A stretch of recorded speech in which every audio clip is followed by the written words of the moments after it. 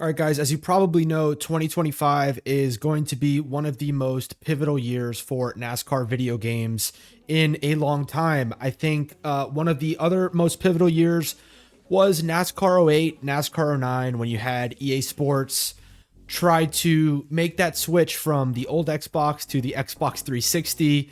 I'm kind of dating myself a little bit there. And then Technics takes over in 2011 with NASCAR the Game 2011. After a year with no racing games, there was no NASCAR 10.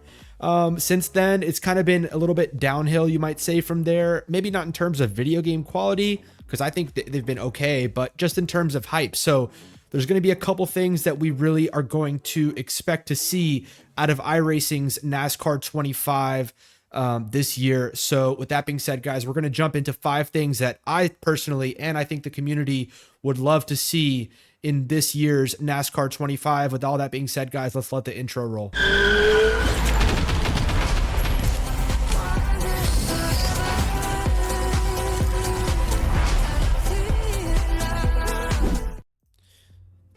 All right, guys, so to start off with this list of 5 things that I want to see in NASCAR 25, I first want to say that if you are on Xbox and potentially PC, you will find me playing this game, as I plan to really up my sim racing game and try to continue building my skills. So with that being said, guys, let's jump into thing number 1 that I want to personally see, and I think the community probably does want to see in NASCAR 25, and that is a league manager. So if you look at probably the top game for NASCAR right now, which is NASCAR Heat 5, you do have leagues running, but I think what's missing is a actual league manager for an online thing where you have your points that are going to be automatically calculated based on the end. You can basically just have a structure where you don't have to have so much management. I think there's a lot of things that can be done for you. And then you'll have a league admin that can go in and make changes after the race. So something like, if you're in Talladega, like you're seeing on the screen, or Daytona, sorry, and someone makes some sort of penalty, right? I think there should be the ability to, penalize that driver if necessary, but make it easier for the community to flourish, make it easier for people to make content, and have some sort of a system where, maybe a driver can, or an admin can kind of run the race in the background, bring out a caution when necessary. I think a league manager would be a great addition into NASCAR 25. So that brings us into thing number 2 that I want to see in NASCAR 25, which is the career mode, guys. It needs to be epic. We have not had an epic career mode since the game you're seeing on screen, which is NASCAR Thunder 2004. I mean, look at the crash physics for a game that actually came out in '03. There hasn't been a game like this in terms of, look, EA Sports, they started coming out with games. NASCAR 98, I think, was when they started. It could have been even before, but they had years to build on it. And in many people's opinion, it peaked in '04. I thought '05 was a good year too. I thought '06 was a good year. Even NASCAR '07. I think NASCAR '07 was a super underrated game because it basically took everything good and just kept building on it. And then where they went wrong was when they stepped it up again to NASCAR '08. But for the career mode, we need allies, we need rivals. It doesn't have to be maybe as in depth as '04 because it's your first year, but they need to establish something, and that really is to get the average player wanting to play, not just the NASCAR fan. It has to be fun. Maybe even a system where drivers retire and then you bring in like new guys, or maybe something where an old guy comes out of retirement. Like, I don't know, but they've got time. It doesn't need to be in this first game that they get it 100% right. But, by next year's game, for sure, it needs to be, in my opinion, an all-time career mode, at least by next year. So that kind of segues me into number 3, which is that this game, as opposed to iRacing, it needs to be built for the casual fan. Now, if you look on screen, you'll see what? You'll see the Charlotte Roval. Now, if you go on Charlotte Roval in a game like NASCAR Heat 5, you will probably, no matter what you your skill level, you put some assists on, you can do that. You can do the Charlotte Roval. It's no big deal. Now, you try to do this, what's on the screen now in iRacing, I guarantee, unless you're somewhat experienced in sim racing, you're not going to be able to do this track without wrecking. And the point being is that NASCAR Heat or NASCAR 25, it needs to be not like iRacing in the sense that we in NASCAR are kind of at this point desperate to increase the breadth of our social media. And it just, there has to be more than just your diehard NASCAR crowd in here. We need to have a renaissance of, you know, maybe people that didn't know about NASCAR that are funneled into the sport as NASCAR racing fans through this game, through having fun. And there should be some sort of, you know, like Fortnite has rank or matchmaking, like they skill-based matchmaking and stuff like that. I don't know exactly how to do it because I'm not a game developer. I'm just a commentator. You need to make this thing, you need to make it fit for the casual fan. And even if it's a diehard fan, that diehard fan may not have all this experience in sim racing. Okay, so this brings us to thing number 4 that I want to see, which is you should feature old cars and old tracks. Look, guys, it's no secret that the next gen car wasn't super popular with the fans. And so I think the Gen 6 car, Gen 5 car should be available to race. I know that Xfinity, the Truck Series, and ARCA are going to be in the game. And so that's going to create a cool variance of cars. But I think, what's the point if you're iRacing? You've scanned these old tracks. You have these cars with models on your games already. You have these old cars. There's no excuse not to make this game as in-depth as possible. And that would create really cool online racing if you could, let's say, take the 87 NASCAR and race it on a new track like, but let's just say Bowman Gray. I don't know, whatever, just anything. Like, there's no reason why, if you have these tracks scanned and you have these cars made on iRacing, that you can't put them into the game. So I am going to be sorely disappointed if the only cup car you can race is going to be the next gen. That would not make any sense to me. And it would just show me that they're not fully invested in this project as they should be. So number 5 is AI cars, guys. Huge problem in NASCAR Heat 5. I'm going to show it on screen right now.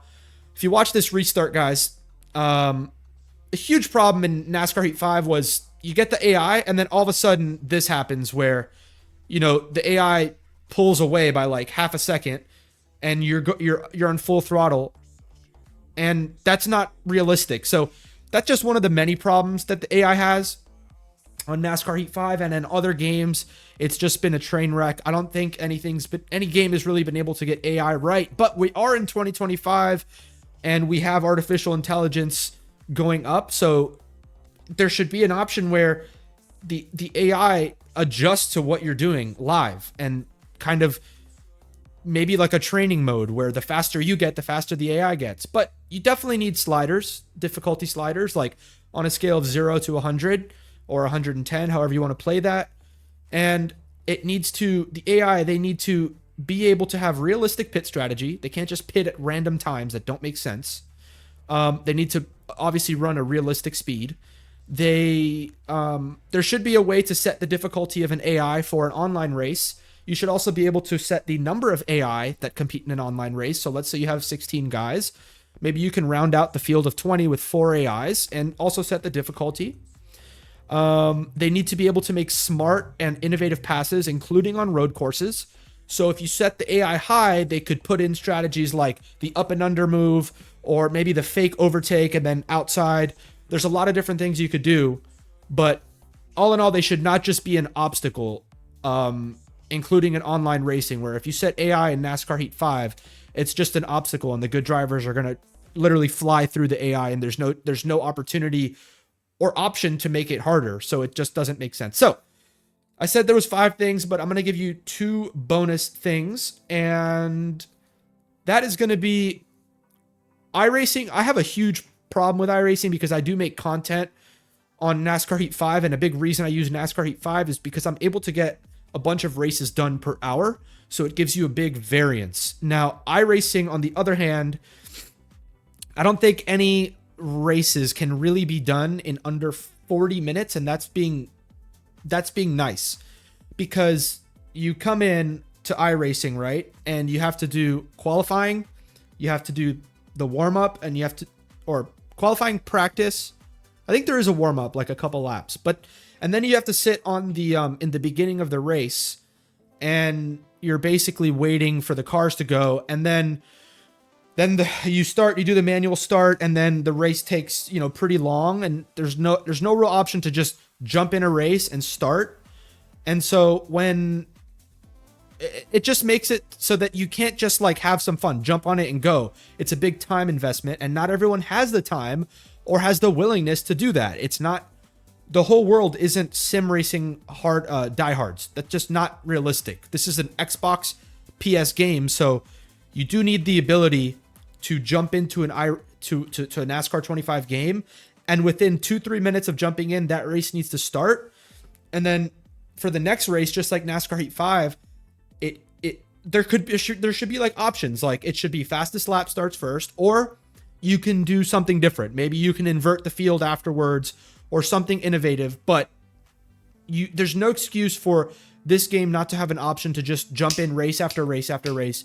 You should not be forced to qualify, practice, and then spend 40 minutes of your life to do one race. I hate that, and I do not want to see that. All right, last thing.